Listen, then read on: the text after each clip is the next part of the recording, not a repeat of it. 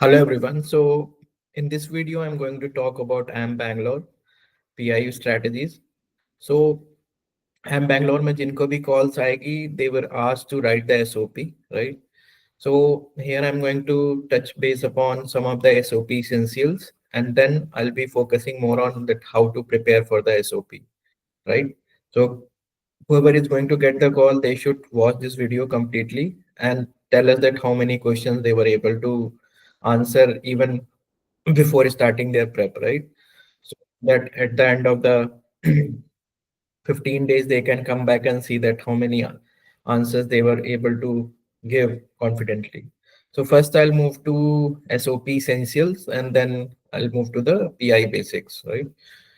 So IMB asks you to write the statement of purpose. So that is pretty unique to IIM Bangalore, like every year. Now other B schools have also started asking for SOP, but their interviews are not that focused on SOPs, I'll say.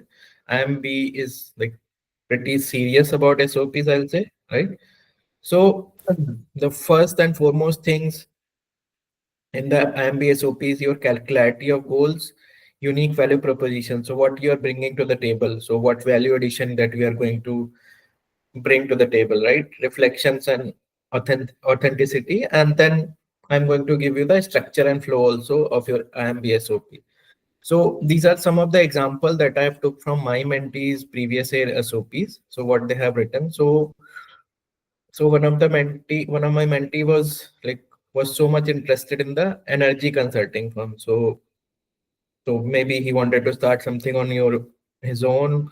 So what he has written that I want to build something on the energy front, that to a consulting firm, right? And as you see that the theme of like world is now green, right? So everyone is moving towards green. So he wanted to move towards the green technologies and how you are going to produce the green energy, and how he related to this, that how these IMB electives that he's going to study at IMB, those will be helping him in this vision, right? So he was combining those two things, right?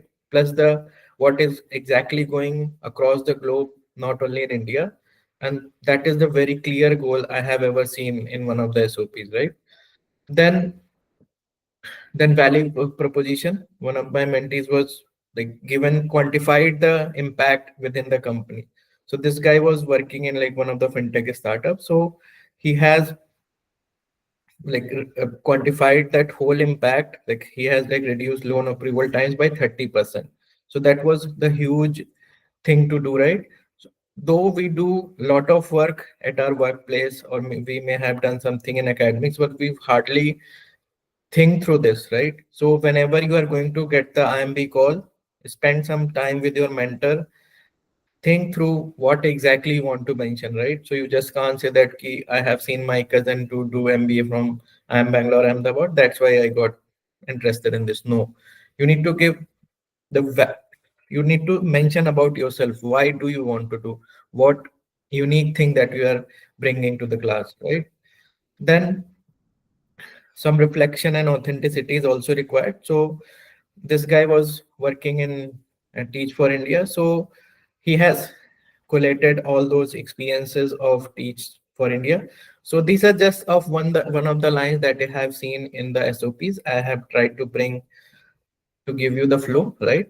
So their complete SOP was mostly revolved on around these examples, right?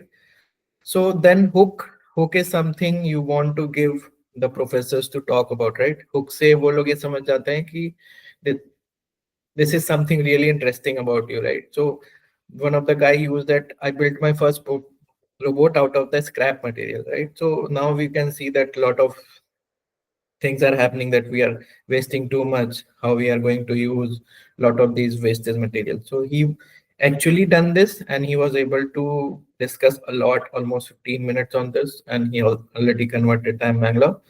Then body will should reflect that academic achievements, key professional milestones, or impactful personal experiences, right? And at the conclusion, that what IMP is going to provide you, right? So if you can provide the hook, body, and conclusion, that this flows would like this only, And if you're not able to provide all these three things, you can discuss with your mentor what else you can add, right? So this is just the example, and these are the examples from the past year SOPs of my mentees. You maybe your story can be completely different. You can take clues from this. You can go back in your life and identify that what you want to do in your life. So this is the flow for SOP. Now I'll move to the PI part. So as I already told that IMB is pretty serious about where you writing your SOPs. So you, if whatever you are going to write in your SOP, there will be a lot of cross questioning about that. So in academics part, what I've seen that though we always say that I am not scored that well, right? So what was the reason? But IIM Bangalore asked the opposite of that, that you have excelled so much in your academics. What was the reason, right? At your undergrad degree, what made you like, what motivated you to score so much, right? What was the main motivation? Pretty simple question, but if you're not thought through, then it becomes very difficult to come up the answer like this, right? Work experience. So most of the people at IIM Bangalore are having 3+ years of work experience because their criteria is like that. So you can be asked like which specific projects did you lead, or side by side how are you preparing your MBA. The whole they want all want to know you as a person, right? How you are able to manage or multitasking. Then if you have mentioned something about college first, right? So how you are going to how you manage your team at that time. So these three questions like takes a lot of courage to answer, plus a lot of preparation you need to do on these profile based questions. So I always say to my mentees that take the SOP and read line by line at least thrice, 4 times, 5 times, and whatever questions comes to your mind, just try to what answer you are going to get at that time. Then why MBA? Again, it's important for all the B schools, but yes, IIM Bangalore also ask you several questions. So why do you feel that it is the right time to pursue an MBA, right? You need to justify that. IMB has a business analytics course also, so they have a lot of analytics electives to offer. So how it is going to help you achieve your career goals, right? What aspects of IMB pedagogy excites you, right? So but this answer you can only get you spend time on IIM Bangalore website. You can talk to some of the seniors or the current students. Only then you can know the what happens exactly inside the IMB. And it is very difficult to get like because everyone is going to talk about the case stage pedagogy and a lot of other things, right? So try to identify which things actually excites you. If you are just going to give them some like, the answer that everyone is giving, then there is no differentiating factor. Just go spend time on the website, it will help you a lot. Then general awareness and current affairs. So they will not going to ask you who is the current president of India. They will ask you that views on the recent monetary policy, right? So how it may affect the startups, right? So not a easy questions to answer. Then India aims to reach net zero by 2070. How we are going to achieve that target? So you need to give them complete plan. So these like SDG, the Sustainable Development Goals, these our vision till 2030, 2040, 2045. These are like some of the favorite topics of IIM Bangalore. So at least read about them. Then one of my mentees asked about the regulation of cryptocurrency in India, right? So you just can't talk about India. You need to also tell about in which all countries they are under regulation, how it is performing, various other stuff. Then ethics. So the things that you have done at your workplace, some hypothetical questions can be asked. You maybe you also be putting in the leadership situation, like how you resolve the conflict between two teammates. Maybe if you're not having mm, work ex, you can also ask while you are doing your undergrad.